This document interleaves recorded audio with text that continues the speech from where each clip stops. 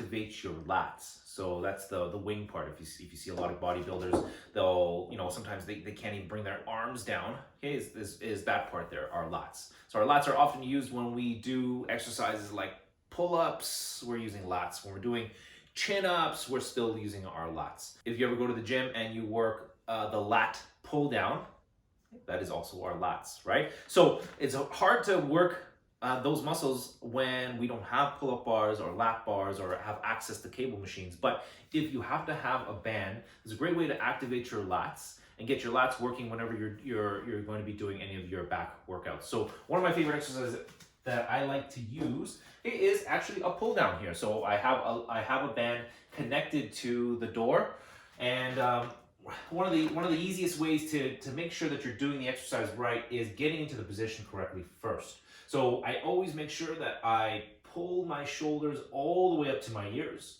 Then I'm going to roll my shoulders all the way as far back as I can. And then I'm going to push my shoulders down. And already right now I feel that my lats are working. So from this position, I'm going to take the band and I'm going to literally, with a straight arm, pull this down, all the way down. And then it's going to slowly come back up here. Pulling this down. And you see kind of the band shaking just a little bit. And I'm going to bring it up. I keep the band tense. I want tension in the band.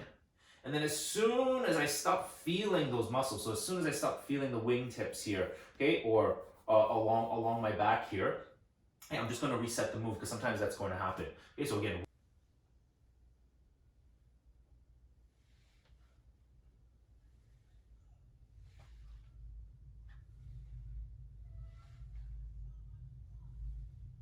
Now, sometimes some people will say that they're feeling only one side a little bit more than the other. Okay, so sometimes it's a little bit easier to engage one side of your body than the other, right? Because one side can be sometimes stronger than the other. So what I'll do is I'll just do it with a single arm. So with a single arm lat pull, which is a lot harder to do, but the principles are still the same. I'm going to pull my shoulder all the way to my ear, roll them back, and then push my shoulder down. And then from here, I'm going to do the same move, pulling this down, which makes it much harder since I have the tension of both the bands here. And I'm being very honest here. As soon as I feel like I've lost the tension, as soon as I lose it, right? And if I let go of my shoulder, I'm going to lose it. I'm going to go again. Roll up, back, down, and pull this down here.